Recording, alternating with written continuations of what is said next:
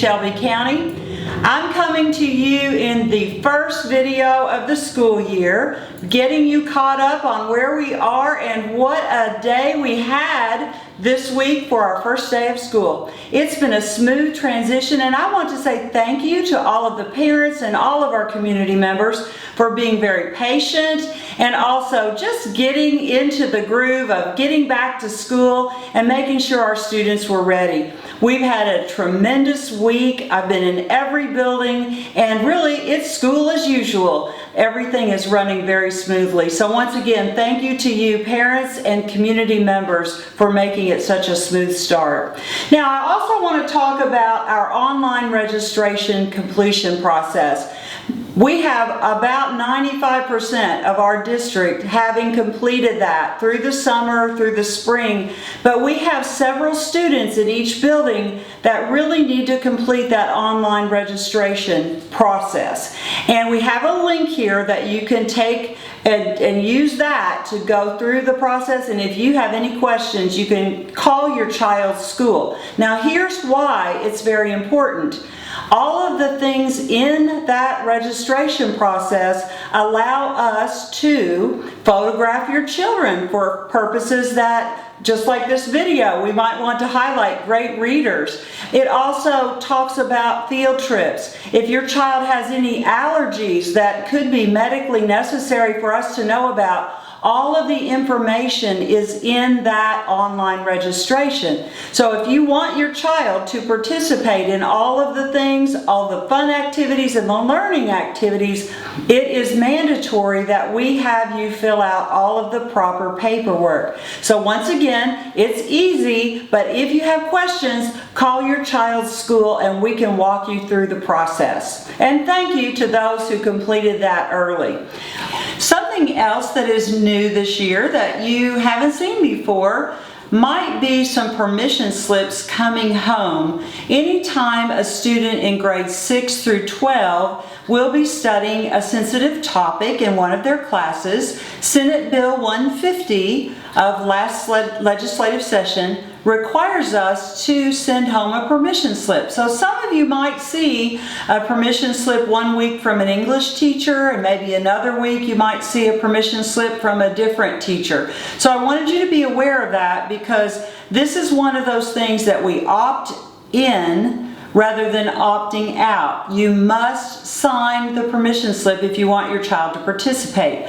Also, Senate Bill 150 requires us to send an annual notice of that to you, and also stating that grades kindergarten up through 5th grade, it really doesn't apply, because those topics will never be discussed in grades K through 5. In addition to that, on the annual notice, we've included all of the mental health supports that we offer here in Shelby County Public Schools. Many of them have already required a permission slip. We've had that for years, so that's nothing new. But the permission slips coming home about sensitive topics that you might see, that is new this year. If you have any questions, please call the school counselor at your child's school. Now, the other thing I want to talk about is how smoothly this school year has run. So far, our first 3 days have been wonderful. And I want to give a shout out to all our operations people, our custodians, our cooks, our bus drivers, our facilities people. Everybody has come together working really, really hard. Technology is a big part of what we do. All of those people are our operations departments, and they have made sure that we could get started and hit the ground running. Miss Jill Tingle is the assistant superintendent over all of those departments. Each department has a director, and I just want to say thank you to all of them, because we have had a very smooth transition into the new school year.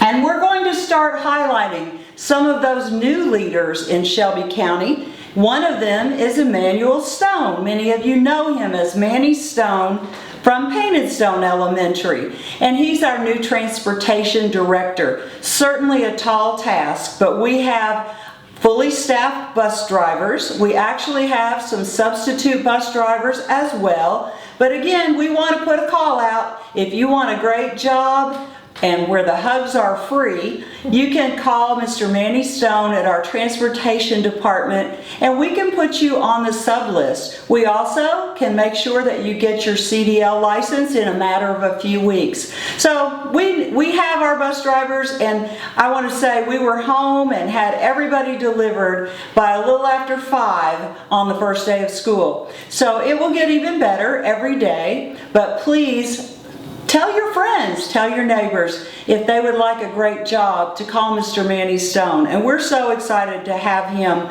with us. I'm here with Manny Stone. Manny was the assistant principal at Painted Stone Elementary, and he moved over into the director of transportation spot here at Shelby County Public Schools. We're out here at the bus garage, and buses are rolling this year. So Manny, what made you interested in changing directions and coming to the bus garage? It was a change up for me, Dr. Sugg. It was just a new adventure for me, is what I kind of have been telling everybody. But I think me coming to the bus garage and bringing some culture to the bus garage and making this a fun place for bus drivers so we can keep bus drivers, that is kind of one of my biggest goals and one of my big things that I want to focus on here. So I'm just excited to be here. It's a different thing for me, but we're going to be great at what we do and make sure we're transporting students safely. That's great, and we just can't say enough about how our schools and our teachers get those kids ready to get on the bus so we can hit it and roll as soon as the buses hit the grounds on the campus in the afternoon. So every week for the next 3 or 4 weeks, we'll be highlighting new faces in new spaces. So Manny's not a new face, but he's in a new role. Space. Yes, that's new correct. faces Yes. and new spaces. Yes. Thank you for watching our Friday video, and for those of you that are new to the Friday videos or to Shelby County Public Schools, welcome. We will have something posted each Friday somewhere between 4 and 5 o'clock so you can stay in the know with what's going on around Shelby County Public Schools.